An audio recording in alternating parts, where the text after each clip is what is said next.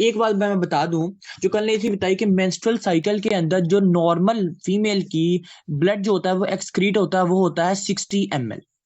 ठीक है, ये हमारे पास है नॉर्मल। आज हमने पढ़ा कि एबनॉर्मल यूट्राइन ब्लीडिंग हुई है या एबनॉर्मल मेंस्ट्रुअल ब्लीडिंग हुई है, उसमें क्या कैटेगरीज आती हैं और क्या क्या रीजन हो सकती हैं। सबसे पहले तो मैं आपको ये बता दूं कि एबनॉर्मल यूट्राइन ब्लीडिंग के रीजंस क्या हो सकती हैं। इसमें क्या हो सकता है, इसमें हो सकता है हमारे पास जो फीमेल है उसकी ओवरी के अंदर पोलिप्स बन जाए। ठीक है, उसकी ओवरी के अंदर सिस्ट बन सकते हैं। ठीक है, उसका जो एंडोमेट्रियम है उसका हाइपरप्लाजिया हो सकता है। ये हम सारी की सारी जो डिजीज हैं ये एक एक करके डिस्कस करेंगे पैथो में, लेकिन अभी सिर्फ इसके नाम याद रखो कि पोलिप्स हो सकते हैं, सिस्ट बन सकते हैं, जो एंडोमेट्रियल है उसका ज्यादा हाइपरप्लाजिया हो सकता है, जिसकी वजह से आपकी जो ब्लीडिंग है वो नॉर्मल नहीं रहेगी। नॉर्मल का मतलब है एबनॉर्मल, एबनॉर्मल का मतलब है कि काफी केसेस आ रहे थे जो हम अभी डिस्कस करेंगे, लेकिन अभी सिर्फ ये बता रहे हैं कि इसमें पोलिप्स बन सकते हैं, सिस्ट बन सकते हैं, एंडोमेट्रियल हाइपरप्लाजिया हो सकता है, उसके बाद ऐसी फीमेल लियोमायोमा हो सकता है। ठीक है, ये भी एक तरह का हमारे पास कैंसरस स्टेज होती है, प्री कैंसरस भी होती है, कैंसरस भी होती है, ये भी हम बाद में डिस्कस करेंगे। उसके बाद ऐसा हो सकता है कि जो फीमेल है इसको एडिनोमायोमा है। ठीक है, यानी ये सारे के सारे केसेस हो सकते हैं जिसकी वजह से एबनॉर्मल ब्लीडिंग हुई है। अब एबनॉर्मल ब्लीडिंग से क्या मुराद है? एबनॉर्मल ब्लीडिंग से पहले आपको चार जो है ना उनका नाम का पता होना चाहिए। पहली, एक होता है हमारे पास मेनोर्गिया, ये क्या होता है? उसके बाद हमारे पास होता है मेट्रोगिया, ये क्या होता है? उसके बाद हमें पता होना चाहिए ओलिगोमेनोरिया, उसके बाद होता है पोलीमेनोरिया। ये चार बातें अगर आपको पता होगी ना तो ये वाला टॉपिक आपको क्लियर हो जाएगा। सबसे पहले हम पढ़ेंगे कि यार हमारे पास मेनोर्गिया क्या होता है, इसका मतलब क्या है। हमारे पास जो है ना मेंसेस होते हैं उसमें आपका जो है 80 मिलीलीटर से ज्यादा अगर ब्लड निकलता है तो हम उसे कहते हैं मेनोर्गिया। ठीक है, अब बात करते हैं, मैं आपको एक एक बात इसकी बताऊंगा जो आप लोगों ने याद रखनी है हमेशा, जिसकी वजह से आपको पता लग जाएगा। यानी अगर कोई कहे कि यार एक फीमेल है उसका जो है ना मेंस्ट्रुअल वो बहुत दिन तक चल रहा है, ठीक है, और उसमें जो ब्लीडिंग है ना वो 90 ml से ज्यादा हो रही है या 80 ml से ज्यादा हो रही है, तो हम कहेंगे ये हमारे पास है मेनोर्गिया केस में आता है। ठीक है, सेकंड हमारे पास होता है मेट्रोगिया। मेट्रोगिया में हमारे पास क्या होता है, किसी भी फर्टिलिटी हुई है या इनफर्टिलिटी या कोई भी फीमेल है, ठीक है, उसके उसमें हमारे पास क्या हो रहा है, कोई भी रीजन की वजह से हमारे पास ब्लीडिंग जो है वो इरेगुलर हो रही है। यानी फॉर एग्जांपल हम कहते हैं कि पहले हमारे पास फर्स्ट डे पे हो गई है, ठीक है, फिर हमारे पास फिफ्थ डे पे हो गई है, और फिर हमारे पास एट्थ डे पे हो गई, यानी इरेगुलर डेज ऑफ ब्लीडिंग अगर आएगी तो हम उसे कहेंगे मेट्रोगिया। और अगर हम बात करें मेनोर्गिया, मेनोर्गिया होता है हमारे पास के 80 ml से ज्यादा अगर ब्लीडिंग आई, जो कि हमारे पास मेनोर्गिया केस में आएगा। और ये जो होता है ये आपके पास 7 डेज से ज्यादा चल रही है ब्लीडिंग, फिर भी हम इसे कहते हैं मेनोर्गिया। और मेट्रोगिया हमने कहा कि इरेगुलर ब्लीडिंग है। ठीक हो गया, उसके बाद आती है, एक होता है ओलिगोमेनोरिया, एक होता है पोलीमेनोरिया। अब इन दोनों का क्या मतलब है? जब भी आप पढ़ो कि ओलिगोमेनोरिया, ओलिगोमेनोरिया से याद रखना कि कोई भी फीमेल जिसका जो फेज होता है मेंस्ट्रुअल साइकिल, ठीक है, वो हमने कहा था कि नॉर्मल होता है 28, ठीक है, लेकिन अगर फ्लोपियन फेज वेरी करे तो 29 भी हो सकता है, ठीक है, 26 भी हो सकता है, 30 भी हो सकता है, लेकिन अगर ये वाला जो फेज है वो 35 डेज से ज्यादा चले फिर हम उसे कहते हैं वो है ओलिगोमेनोरिया। ठीक है, इसकी काफी काजेस हो सकती हैं। अभी तक जो हमने काजेस पढ़ी है वो हमने कहा इसमें पोलिप्स हो सकते हैं, यानी एक फीमेल है उसके ओवरी में पोलिप्स थे, ठीक है, या उसके हमारे पास एंडोमेट्रियल में यूटरस में पोलिप्स है, जिसकी वजह से उसके जो नॉर्मल ब्लीडिंग हुई वो नहीं हुई और अब नॉर्मली ब्लड एक्सक्रीट होने लग गया। अगर तो हमारे पास कोई फीमेल आती है उसका ग्रेटर देन 80 होता है, हम उसे कहेंगे वो है मेनोर्गिया। अगर तो कि डॉक्टर साहब बात यह है कि मेरे जो है ना इरेगुलर डेज में हो रही है, ठीक है, इरेगुलर, हम उसे कहेंगे वो है मेट्रोगिया। अगर वो बात करें कि डॉक्टर लेट तो हम उसे कहेंगे ओलिगोमेनोरिया। और अगर वो कहे कि मेरे पास लेस देन 21 डेज है हम उसे कहेंगे पोलीमेनोरिया। अब ये हमारे पास बातें पता होनी चाहिए।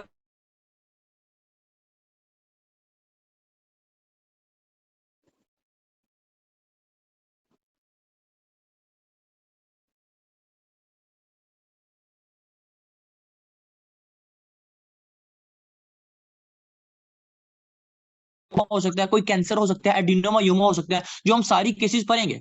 ठीक है, यानी उसकी वजह से आपकी ब्लीडिंग जो हुई वो नॉर्मल नहीं हुई, किसी भी रीजन की वजह से हम, यानी मेलिग्नेंसी हुई, कोई कैंसर हुई, फिर हम उसे कहेंगे एबनॉर्मल यूट्राइन ब्लीडिंग। और उसमें आपको ये चार चीजों का पता होना चाहिए कि यार मेनोर्गिया क्या होता है, मेट्रोगिया क्या होता है, ओलिगोमेनोरिया क्या होता है और पोलीमेनोरिया क्या होता है। आप कैसे डायग्नोज करोगे? कोई भी फीमेल आती है वो कहती है डॉक्टर साहब जो मेरा मेंस्ट्रुअल फेज है वो चलता है हमारे पास लेस देन 21 है, यानी 18 डेज में खत्म भी हो रहा था, 18 डेज के बाद मेरे मेंसेस भी स्टार्ट हो जाते हैं, तो हम कहेंगे वो है पोलीमेनोरिया। कोई भी रीजन हो सकती है, ठीक है, लेकिन हमने यहाँ पर है कि एबनॉर्मल यूट्राइन ब्लीडिंग किस किस वजह से होगी, ये आता है इसमें। ठीक है, अब उसके बाद हमारे पास जो टॉपिक आता है वो है प्रेगनेंसी। अब प्रेगनेंसी में आपको क्या बातें पता होना चाहिए? प्रेगनेंसी में सबसे पहले तो मैं आपको ये बताऊं कि हमने पढ़ा था कि सबसे होता क्या, हमारी ओवुलेशन हुई, ठीक है, फीमेल्स की ओवुलेशन हुई, ओवुलेशन के बाद कौन सा क्या हुआ, फर्टिलाइजेशन हुई। ठीक है, मैं बताता हूँ ओवुलेशन हमने कहां पढ़ी थी, कि जैसे हमारे पास कॉर्पस ल्यूटियम से ये जो ओवम है ये रिलीज हुआ, इसे कहते हैं ओवुलेशन। फिर ओवम रिलीज हुआ, यहां आया और स्पर्म के साथ फर्टिलाइज किया, उसे कहेंगे फर्टिलाइजेशन। यानी ओवुलेशन हुई, फिर फर्टिलाइजेशन हुई, और फिर फर्टिलाइजेशन के बाद इम्प्लांटेशन हुई, यानी ये जो ओवम था ये जाके यूट्रस में इम्प्लांट हो गया। ये फेजेस हमारे पास चलती है प्रेगनेंसी के अंदर। ठीक है, अब हम पढ़ेंगे कि इसमें क्या क्या चीजें हैं, ठीक है, जो प्रेगनेंसी में आती हैं। अब हमने एक बात पढ़ी थी कि हमारे पास क्या होता है, प्लेसेंटा जो होता है वो उसकी लेयर होती है सिंसियोट्रोफोब्लास्ट। वो एक बायोमार्कर या हार्मोन रिलीज करती है जिसका नाम होता है HCG, ह्यूमन क्रोनिक ग्रोनोट्रोफिक हार्मोन। अब ये क्या होता है, मैंने कहा था ये हमारे पास एक बायोमार्कर होता है जो शो ये करवाता है कि आप जो फीमेल है वो प्रेग्नेंट है। और मैंने आपको ये भी बात बताई थी कि ये जो हार्मोन होता है, ये बायोमार्कर होता है, ये आपको फर्स्ट वीक में यानी फर्टिलाइजेशन होने के बाद आपके फर्स्ट वीक में आपको ब्लड में अगर शो हो जाए, इसका मतलब है प्रेगनेंसी है। और अगर आप यूरिन में देखना चाहो तो यूरिन में आपको सेकंड वीक में नजर आएगी। ये भी बात मैंने आपको फर्स्ट लेक्चर में करवाई थी। ठीक है, ये आप लोग सारा रीड करना, यही बातें सारी लिखी हुई हैं। हमने पहले कहा कि प्रेगनेंसी में क्या होता है, ओवुलेशन हुई, ओवुलेशन के बाद फर्टिलाइजेशन हुई, और फर्टिलाइजेशन के बाद जारी बात है इंप्लांटेशन हुई। ठीक है, एक बात हमने ये कही। सेकंड हमने बात ये पढ़ी कि हमारे पास एक हार्मोन होता है HCG। ठीक है, हम वो डिटेल से भी पढ़ते हैं। HCG, HCG होता क्या है, ये एक बायोमार्कर भी है, ये हार्मोन भी है। ये फीमेल में जब फर्टिलाइजेशन हुई है उसके बाद फर्स्ट वीक में, यानी आफ्टर फर्टिलाइजेशन फर्स्ट वीक में, ये आपको ब्लड में अगर दिखता है तो हम इसे कहते हैं प्रेगनेंसी ठीक है, बिल्कुल हो रही है। और अगर ये सेकंड वीक में आपको यूरिन में दिखे तो हम कहते हैं प्रेगनेंसी कंटिन्यू, यानी यूरिन में आपको सेकंड वीक में नजर आएगा और ब्लड में आपको फर्स्ट वीक में नजर आएगा। ठीक है, कहीं आपको जो बुक्स होंगी, कहीं आप और बुक्स पढ़ोगे वहां आपको कंफ्यूज ये करेगा कि यूरिन में पहले नजर आता है। ठीक है, लेकिन वो लाइन थोड़ी सी उन्होंने गड़बड़ की हुई है। होता ही है कि सबसे पहले आपको ब्लड में नजर आता है और फिर आपको यूरिन में आता है। ब्लड में आपको फर्स्ट वीक में नजर आया था, यूरिन में आपको सेकंड वीक में ये नजर आता है हार्मोन, जिसकी वजह से आप पता करते हो कि यार एक फीमेल प्रेग्नेंट है कि नहीं। ठीक है, हमारे पास आती है ये बात। अब उसके बाद आपको दो चीजों का पता होना चाहिए कि हमारे पास ग्रेविडिटी क्या होती है और पैरिटी क्या होती है, या ग्रेविडा क्या होता है या पैरा क्या होता है। ठीक है, आपको ये बात पता होनी चाहिए। ठीक है, अब ये जो ग्रेविडिटी है और पैरिटी है, आपको इन दोनों में जो डिफरेंस है ना वो बहुत अच्छे से पता होना चाहिए। ये जब आप क्वेश्चन कोई भी सोल्व करते हो ना तो वो ये कहता है कि एक फीमेल आई है, उसके दो ग्रेविडा है और एक पैरा, इसका मतलब क्या है। ठीक है, इसका मतलब समझने से पहले पहले आपको इन दोनों के मतलब पता होने चाहिए। ठीक है, ताकि आप कंफ्यूज ना हो। अब हम बात करते हैं व्हाट इज ग्रेविडिटी। ग्रेविडिटी का मतलब यह है कि एक फीमेल प्रेग्नेंट हो रही है। ठीक है, यानी उसने सेक्स किया, सेक्स करने के बाद यानी फर्टिलाइजेशन हुई, फर्टिलाइजेशन होने के बाद इम्प्लांटेशन हुई।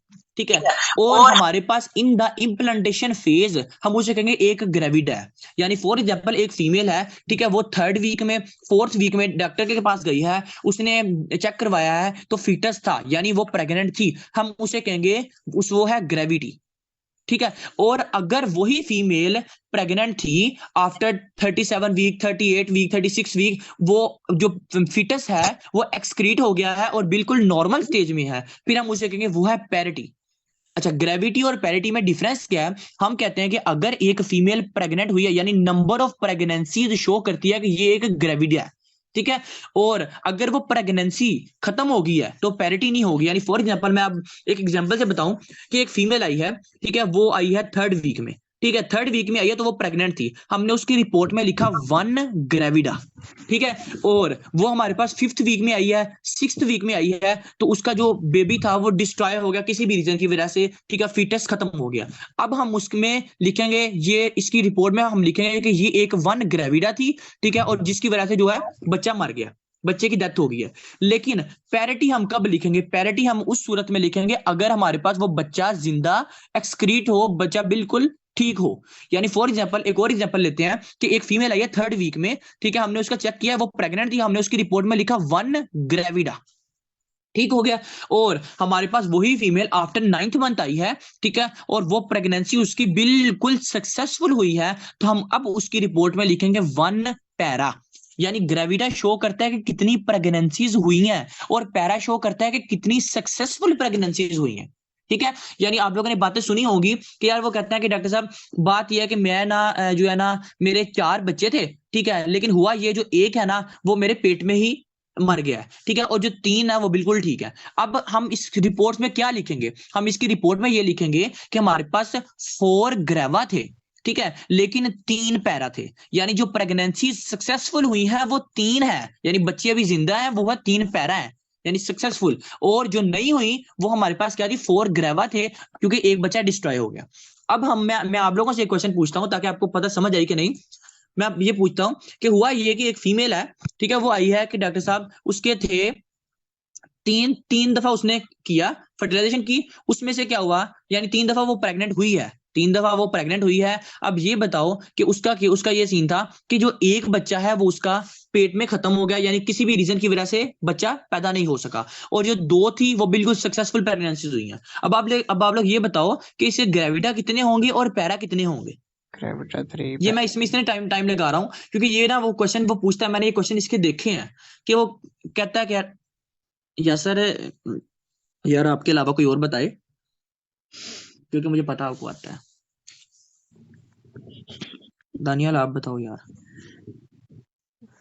क्योंकि ऐसे तो मेरे से अभी उस दिन समझ के गया है। अच्छा ये देखो 3 ग्रेविडा ग्रेविडा हमने कहा, और 2 पैरा।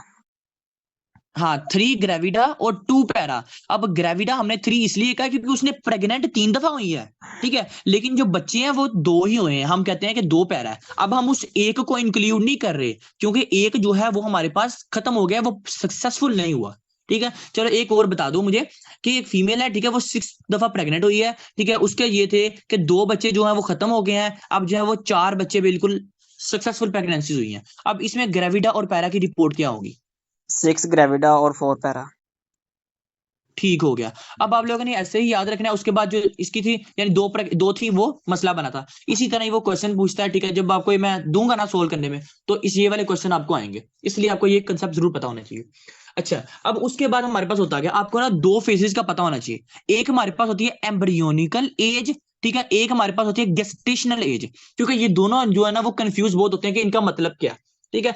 गेस्टेशनल एज कब स्टार्ट होती है कि जब किसी फीमेल का यानी आखिरी मेंस्ट्रुअल साइकिल खत्म हुआ है, यानी आखिरी मेंसेस उसके हुए हैं, उसके बाद यानी प्रेगनेंसी तो हुई है, ठीक है, यानी फॉर एग्जांपल उसने फर्टिलाइजेशन की, ठीक है, यानी जब उसका लास्ट मेंस्ट्रुअल साइकिल हुआ, ठीक है, फॉर एग्जांपल मैं ये कहता हूं कि उसका 27 डे पे आखिरी मेंसेस खत्म हो गए। अब जो उसका 28 डे से स्टार्ट होगी ना, ठीक है, और वो प्रेगनेंसी में है, हम उसे कहेंगे गेस्टेशनल एज, ठीक है। फॉर एग्जाम्पल दोबारा सुनना, मैंने कहा कि एक फीमेल है, उसका जो है ना 14 नवंबर को लास्ट मेंसेस हुआ है, ठीक है, अब उसका 15 से आगे, ठीक है, वो कौन सा फेज स्टार्ट होगा, गेस्टेशनल फेज स्टार्ट होगा। अब एम्ब्रियोनिकल फेज क्या है या एम्ब्रियोनिकल एज क्या है, इसका मतलब ये है कि जब फीमेल ने फर्टिलाइजेशन की, यानी फर्टिलाइजेशन करने से पहले जो फेज था वो था एम्ब्रियोनिकल फेज, ठीक है, और जब उसके आखिरी मेंसेस हुए उसके बाद वाला जो फेज था उसे कहते हैं गेस्टेशनल फेज। ये दो जो फेज ना ये आप लोगों ने जरूर याद रखने हैं, ठीक है, 2 मैंने बताया है, एक हमने कहा एम्ब्रियोनिकल फेज, एक हमने कहा गेस्टेशनल फेज। एम्ब्रियोनिकल फेज में मैंने ये बात बताई है कि जब किसी फीमेल ने फर्टिलाइजेशन की, उस फर्टिलाइजेशन से पहले वाली जो फेज थी ना वो सारी एम्ब्रियोनिकल थी, यानी जहां उसका फोलिकल ग्रो किया, फोलिकल से ओवुलेशन निकला, ओवुलेशन निकल के जो ल्यूटियल फेज हुआ वो सारा का सारा एम्ब्रियोनिकल फेज में आता है, यानी फर्टिलाइजेशन से पहले, ठीक है। और जब उसने फर्टिलाइजेशन कर ली, ठीक है, उसका आखिरी मेंसेस हुआ, ठीक है, उसके बाद वाला जो फेज होगा उसे कहते हैं हमारे पास गेस्टेशनल फेज। ये आपको 2 फेजेस पता होने चाहिए, आपको क्लियर हो जाएंगे। उसके बाद जो मैंने आपको इंपॉर्टेंट बात बताई है कि ब्लड में आपको फर्स्ट वीक में पता लग जाना चाहिए और यूरिन में आपको सेकंड वीक में पता लगता होता है, ठीक है। आप जब इसको कैसे डिनोट करते हो कि एक फीमेल होती है जब वो सेकंड वीक के अंदर यूरिन करती है तो उसका जो कलर होता है वो बिल्कुल चेंज आता है, यानी एबनॉर्मल, जैसे नॉर्मल होता है ना, ठीक है, ग्रीनिश टाइप कलर, ठीक है, व्हाइटिश, वो नहीं आता, उसका बिल्कुल एबनॉर्मल कलर आता है। फिर हमें पता लग जाता है कि ये जो फीमेल है, जब उसकी लेबोरेटरी रिपोर्ट चेक करो तो पता ये लगता है कि इसके अंदर HCG आपको मिल रहा है, ठीक है। अगर आपको सेकंड वीक के अंदर यूरिन के अंदर HCG मिला इसका मतलब है वो फीमेल प्रेग्नेंट है, और फर्स्ट वीक में ब्लड में मिले तो हम कहेंगे इसका जो है वो है फीमेल प्रेग्नेंट है, ठीक है। अब हम थोड़ा सा HCG की भी बात करते हैं कि यार हम HCG बार बार कह तो रहे हैं, अब ये होता क्या।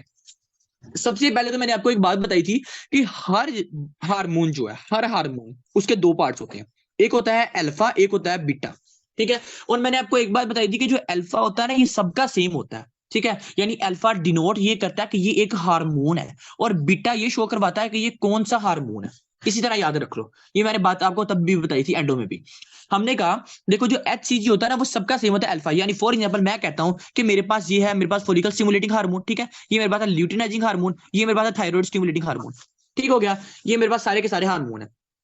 अब ये सारे के सारे हार्मोन का जो अल्फा यूनिट है ना ये सबका सेम है, ठीक है, लेकिन बीटा डिफरेंट है, यानी बीटा शो ये करवाता है कि इसने फंक्शन परफॉर्म करना है, ठीक है, यानी आप ये याद रखो कि जो अल्फा होता है ना इसका काम होता है सिर्फ और सिर्फ 20% फंक्शन करना, लेकिन 80% काम होता है इस बीटा का। एक और एग्जांपल से सुना, हम ये कहते हैं कि यार हमने जब एम्ब्रियो पढ़ी थी, हमने कहा था कि ये एक ओवम है, ठीक है, एक है प्राइमरी फोलिकल, जब प्राइमरी फोलिकल सेकेंडरी फोलिकल में चेंज होता है तो हमने ये कहा था कि FSH आता है।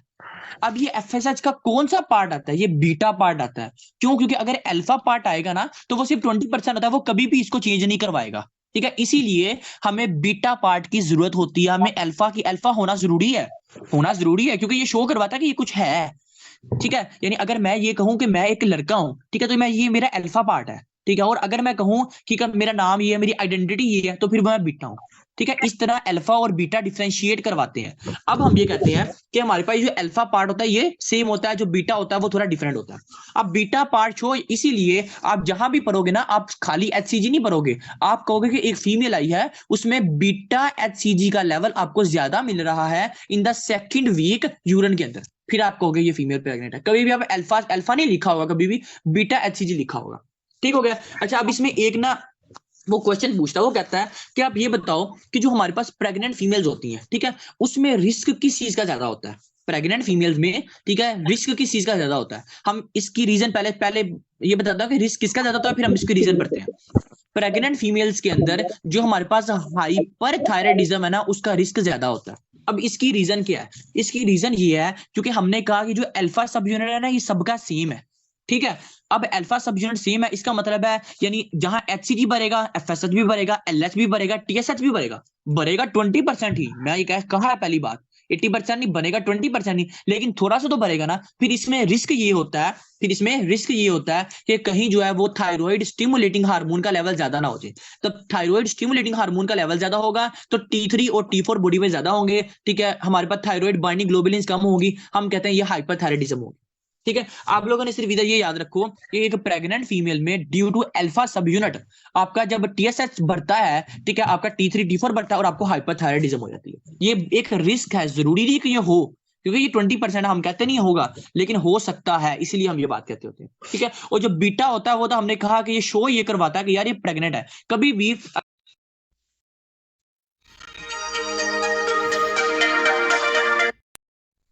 तो हम कभी नहीं कहेंगे, हमारे पास कहेगा बीटा HCG का जो लेवल है वो आपको ज्यादा मिला है, फिर हम कहेंगे ये प्रेग्नेंट है।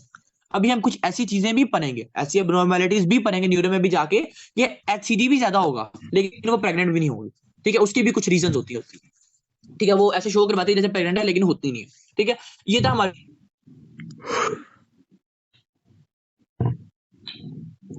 ओए फिर ये ऐसी फीमेल जिनके अंदर HCG का लेवल कुछ ज्यादा ही कम मिले। अब इन दोनों में कौन कौन से आते हैं ये आप लोगों ने इस तरह याद रखें जिस तरह आपको करवाऊं यार। सबसे पहले में आपको HCG का लेवल ज्यादा मिलता है, चाहे वो देखो डाउन सिंड्रोम वाला बंदा है, ठीक है, उसमें प्रेगनेंसी बहुत HCG का लेवल हाई मिलता होता है, ठीक है। इधर बात करें, इधर हमारे पास याद रखना कि एडवर्ड सिंड्रोम खत्म हो गया।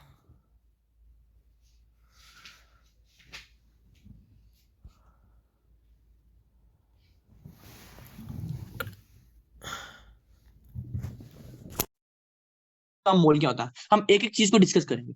या हमारे पास कोरियो कार्सिनोमा आता है, लेकिन जो आपको बात बताई कि HCG का लेवल डाउन सिंड्रोम में आपको ज्यादा मिलेगा, ठीक है, और उसके बाद HCG का लेवल कम एडवर्ड सिंड्रोम में मिलेगा और पटाओ सिंड्रोम में मिलेगा।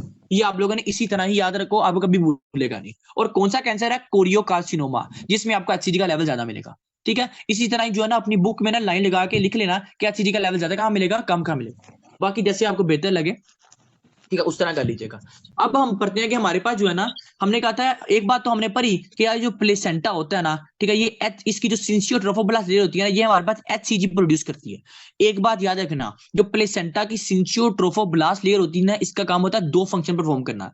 एक होता है एचसीजी को रिलीज करना, एक होता है एचपीएल को रिलीज करना। अब हमने एचसीजी को बहुत पढ़ लिया, अब हम एचपीएल की बात करते हैं कि हमारे पास ये क्या होता है। इसे कहते हैं ह्यूमन प्लेसेंटल लैक्टोजन। ठीक है, अब हम इसकी बात करते हैं कि what is human placental lactogen. पहले मैं डिफरेंशिएट करवाऊंगा। देखो, हमने कहा कि हमारे पास प्लेसेंटा में सिंचियो ट्रोफोब्लास्ट लेयर होती है, जिसका काम क्या होता है? जिसका काम होता है एचसीजी को रिलीज करना, जिसका काम होता है हमारे पास एचपीएल को रिलीज करना। ठीक है, एचसीजी का हमने कहा कि यार ये एक बायोमार्कर भी है, एक हार्मोन भी है, जो शो ये करवाता है कि फीमेल आइदर प्रेग्नेंट और नॉट। ठीक है, और इसकी अबनॉर्मैलिटीज वो आपको बताई कि अगर एचसीजी का लेवल ज्यादा मिले तो डाउन सिंड्रोम है, कम मिले तो एडवर्ट या पटाउ सिंड्रोम है। अब बात करते हैं ह्यूमन प्लेसेंटल लैक्टोजन, ये क्या होता है? ठीक है, अब पहले तो आपको ये बताऊं कि इसके हमारे पास फंक्शंस क्या होते हैं, कि what is human placental lactogen and it's functions. Human placental lactogen के जो फंक्शन होते हैं ना, इसका काम ये होता है कि हमारी बॉडी के अंदर इंसुलिन की, सॉरी हमारा कह रहा हूं, फीमेल की बॉडी के अंदर इंसुलिन की रेजिस्टेंस करवाना। पहले मैं आपको एक कंडीशन बताता हूं, फिर हम दोबारा इसकी तरफ आते हैं। होता ही है कि जब भी फीमेल प्रेग्नेंट होती है ना, उस प्रेगनेंसी के अंदर एक अबनॉर्मैलिटी आती है, जिसमें हमारे पास हार्मोन बहुत ज्यादा हाई होते हैं। यानी कोई भी आपके पास, जब देखो फीमेल प्रेग्नेंट हुई है, उसमें आपका डोपामिन का लेवल बहुत ज्यादा हो जाता है। ठीक है, क्योंकि एक्साइटेशन होती है, कभी डोपामिन का लेवल बहुत ज्यादा लो हो जाता है, उसमें आपके गाबा जो होता है हमारे पास न्यूरोट्रांसमीटर, ये बहुत ज्यादा हो जाता है। यानी प्लेसेंटा के अंदर आपके हार्मोनल वेरिएशंस बहुत आती हैं, जिसे कहते हैं मूड डिस्टर्बेंस बहुत आते हैं। ठीक है, फिर हमारे पास क्या होता है, जब ये काम हो रहा होता है ना प्रेगनेंसी में, तो साथ ही वो क्या करता है, जो बॉडी होती है वो इंसुलिन की रेजिस्टेंस करवा देती है, इंसुलिन को इनहिबिट करवा देती है। अब इंसुलिन को इनहिबिट क्यों करवाती है? क्योंकि हमारे पास अगर इंसुलिन भी हमारे पास भरेगा ना, फिर हमारे पास कंप्लिकेशन क्या आएगी, हमारे जो बेबी होगा उसको मसला बनेगा। दोबारा सुना बात, मैंने कहा कि जो प्रेग्नेंट फीमेल होती है, उसके अंदर हार्मोनल वेरिएशन आने की वजह से जो उसकी इंसुलिन होती है ना, वो इनहिबिट हो जाती है। जब इंसुलिन इनहिबिट हो जाती है ना, तो फिर फीमेल को गेस्टेशनल डायबिटीज हो जाती है। ये रीजन होती है गेस्टेशनल डायबिटीज की। हम थोड़ा इसको डिटेल से पढ़ते हैं ताकि आपको समझ आ जाए कि यार गेस्टेशनल डायबिटीज होती है। सबसे पहले तो यार जिनको पता वो तो ठीक है, लेकिन जिनको नहीं पता कि इंसुलिन का फंक्शन क्या होता है। इंसुलिन बेसिकली एक गेट के तौर पे काम करती है। यानी फॉर एग्जांपल मैं कहता हूं कि मेरे पास वैसे दो में काम करती है, एक होता है हमारे पास स्केलेटल मसल, एक होता है एडिपोज टिश्यू। होता ही है कि हमारी बॉडी के अंदर जो स्केलेटल मसल्स होते हैं ना, ठीक है, वहां एक गेट लगा होता है।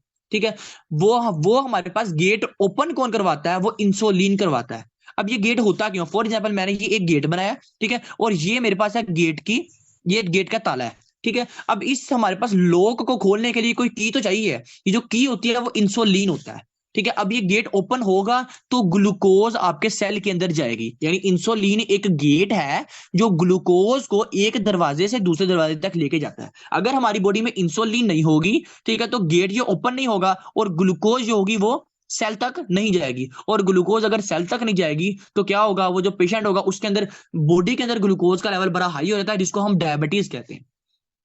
ठीक हो गया, डायबिटीज होती है इंसुलिन ना होने की वजह से, यानी या फिर रेजिस्टेंस होने की वजह से। ना हो तो टाइप 1 होती है, रेजिस्टेंस टाइप 2 होती है। वो एक अलग बात है, बहुत लंबा टॉपिक।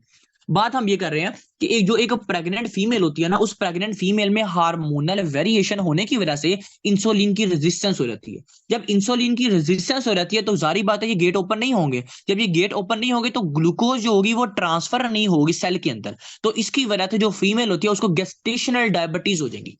अब हम गेस्टेशनल डायबिटीज को फिजियोलॉजिकल प्रोसेस क्यों लेते हैं, हम पैथोलॉजिकल क्यों नहीं लेते? क्योंकि ये डायबिटीज है, इसको लेना चाहिए कि यार ये मसला है, हम इसको मसले में क्यों नहीं लेते। होता ये है कि हमारे पास ये जो फीटस होता है ना, फीटस, यहाँ प्लेसेंटा कभी भी इंसुलिन को फीटस में ट्रांसफर नहीं करवाता। इंसुलिन कभी भी फीटस में नहीं जाती।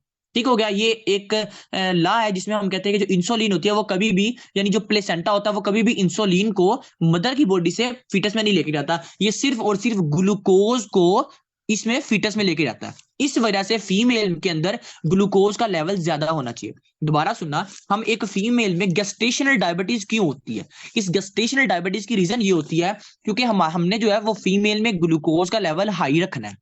क्यों रखना है? क्योंकि ये जो ग्लूकोज होनी है इसने फीटस के अंदर भी जाना है। अगर ग्लूकोज का लेवल फीमेल के अंदर ज्यादा होगा तो फिर ही फीटस के अंदर जाएगा ना। अगर फीमेल है, ठीक है, उसके अंदर ग्लूकोज का लेवल ही बड़ा कम है, ठीक है, तो उसने फीटस में क्या जाना है, फीमेल ने खुद यूज करना है कि फीटस को देना है, जिसकी वजह से फिर फीटस में मसला बनेगा।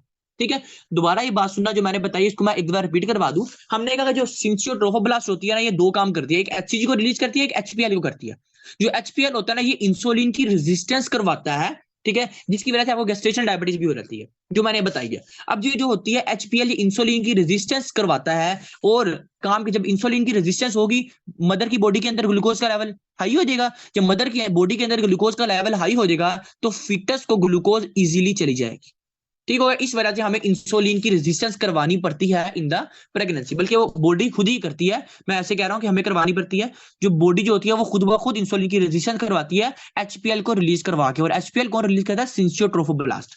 ठीक है, मुझे ये बता, ये वाला टॉपिक क्लियर है आपको? क्योंकि ये सबसे डिफरेंट था जो हमने अभी तक नहीं था पढ़ा, कि हमारे पास गेस्टेशनल डायबिटीज की रीजन क्या होती है, ठीक है, उसके बाद हमारे पास गेस्टेशनल डायबिटीज जो है हमारे पास होती क्या है, ठीक है, और फिटस जो होता है वो इंसुलिन कभी भी नहीं ले सकता, वो ग्लूकोज को ही हमेशा लेता है, ग्लूकोज इनटेक करवाता है।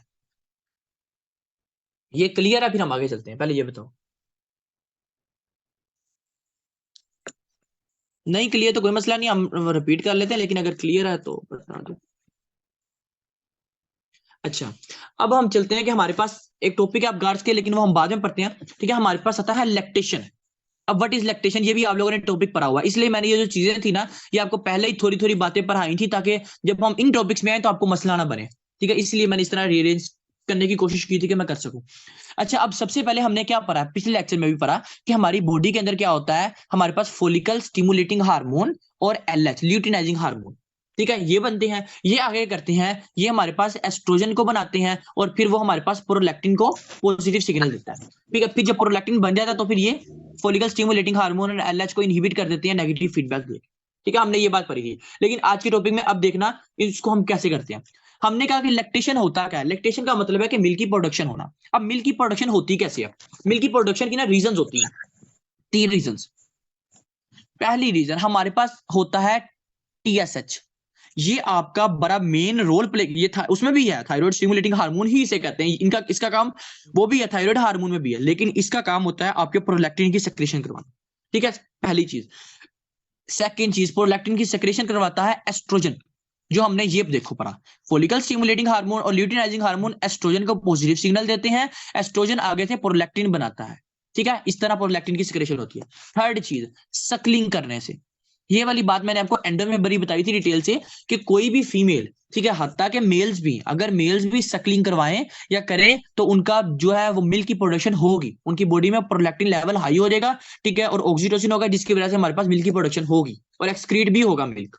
ठीक है, और ये ऐसा नहीं, ये नहीं है कि हमारे पास ये कोई अबनॉर्मेलिटी में आ जाता है अबनॉर्मेलिटी ही, लेकिन इतनी सीवियर नहीं होती। ठीक है, सबसे पहले हमने कहा कि हमारे पास प्रोलैक्टिन बनता किस वजह से, हमने कहा ये टीएसएच से बनता है, ये एस्ट्रोजन बनाता है, और या सकलिंग की वजह से बनता है। ठीक है, ये 3 रीजंस की वजह से बनता है। अब हम कहते हैं हमारे पास प्रोलैक्टिन बन गया। अगर प्रोलैक्टिन बन गया, अब ये क्या करेगा, प्रोलैक्टिन आपके स्पर्मेटोजेनेसिस को भी इनहिबिट कर देता है, आपके ओजेनेसिस को भी इनहिबिट कर देता है, क्योंकि जब प्रोलैक्टिन बनेगा, जब मिल्क की प्रोडक्शन हो रही होगी, तब ना तो स्पर्म प्रोड्यूस होते हैं, ना हमारे पास ओवम प्रोड्यूस होता है।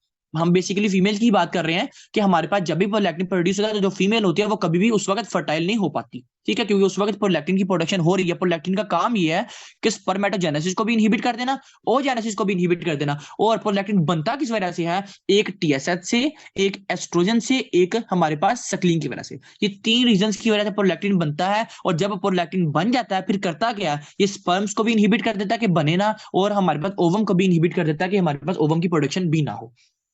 ठीक है, ये हमारे पास बात थी। अब उसके बाद हमारे पास और केस में आता है। अब हम पढ़ते हैं कि देखो, हमारे पास फीमेल जो है ना, वो उसकी ब्रेस्ट फीडिंग करवानी जरूरी क्यों है। ठीक है, जब फीमेल ब्रेस्ट फीड करवाती है बच्चे को, उसमें हमारे पास बच्चे में एस्थमा के रिस्क बहुत कम हो जाते हैं। क्यों? क्योंकि ये अपनी जो इम्यूनोग्लोबिन होती है ना, मेनली हमारे पास आईजीजी होती है और कुछ आईजीए होती है।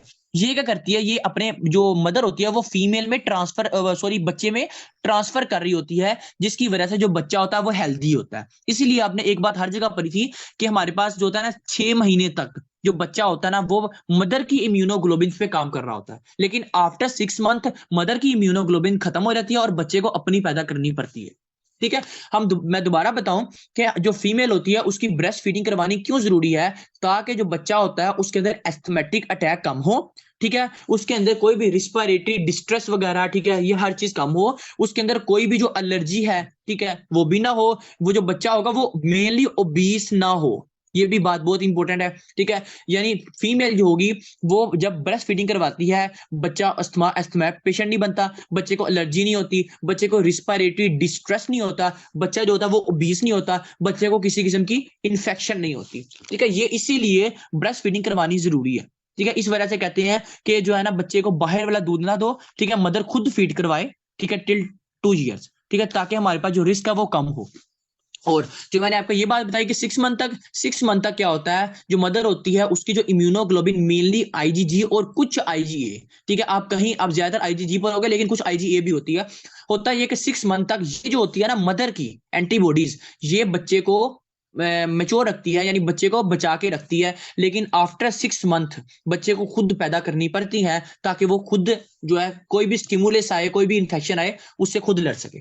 ठीक हो गया। अच्छा, अब हमारे पास हमने कहा कि यार जो प्रोलैक्टिन है, ठीक है, वो मिल्क की प्रोडक्शन तो करवा देता है, ठीक है, लेकिन मिल्क को एक्सक्रीट कौन करवाता है, वो हमारे पास होता है ऑक्सीटोसिन।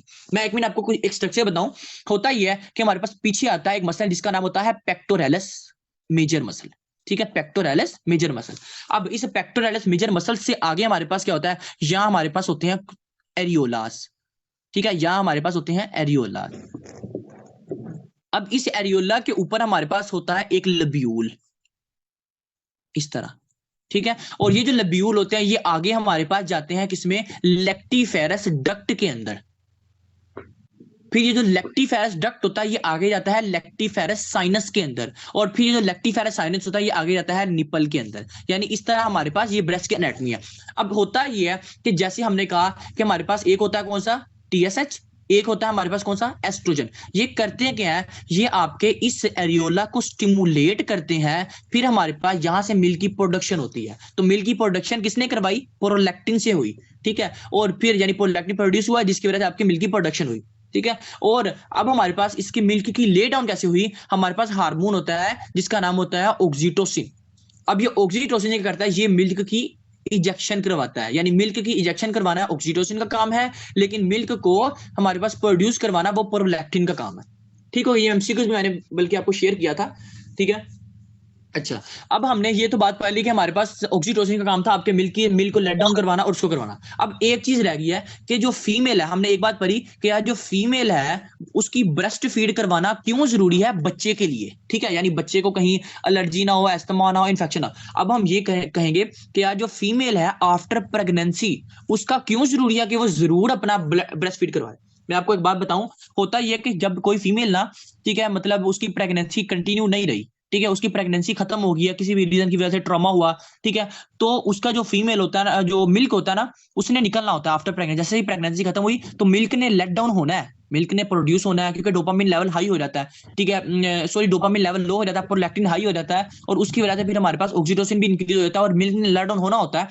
तो हम क्या करते हैं, हम फीमेल का खुद ब खुद मिल्क डिस्चार्ज करवाने की कोशिश करते हैं। क्यों, क्योंकि अगर वो मिल्क आपके ब्रेस्ट के अंदर प्रोड्यूस होता रहेगा और लेट डाउन नहीं होगा तो फिर फीमेल को कैंसर के बहुत रिस्क होते हैं, जिसको ब्रेस्ट कैंसर कहते हैं, ठीक है, पेजेंट डिसीज वगैरह। इसीलिए हम जो फीमेल होती है ना आफ्टर प्रेगनेंसी, अगर मतलब उसकी कंटिन्यू नहीं रही या बच्चा इस काबिल नहीं है कि वो मिल्क मदर का ले सके, फिर हम जो मदर का मिल्क होता है वो खुद ब खुद एजैकुलेट करवाते हैं, खुद एक्सक्रीट करवाते हैं, ठीक है, ताकि मिल्क जो होगी वो अंदर परा मसला ना बना दे, क्योंकि उसके अंदर बड़ी इम्यूनोग्लोबिन होती हैं, बड़े फैट्स वगैरह होते हैं, इस वजह से। अच्छा, अब हम पढ़ेंगे कि यार जो फीमेल है, ठीक है, उसको कौन कौन से रिस्क होंगे कि यार उसका जरूरी है मिल्क को देना, ठीक है, डोनेट करना क्यों जरूरी है। अब इसमें हमारे पास जो फीमेल होती है, पहली तो बात जो मैंने आपको बताई, इसमें ब्रेस्ट कैंसर के रिस्क बहुत कम हो जाते हैं अगर कोई फीमेल जो है वो फीडिंग करवाती है, यानी मिल्क एक्सक्रीट करवाती है, डोनेट करवाती है। सेकंड चीज, इसमें ओवेरियन कैंसर के भी रिस्क बहुत कम हो जाते हैं। ठीक है, हमारे पास ये था टॉपिक।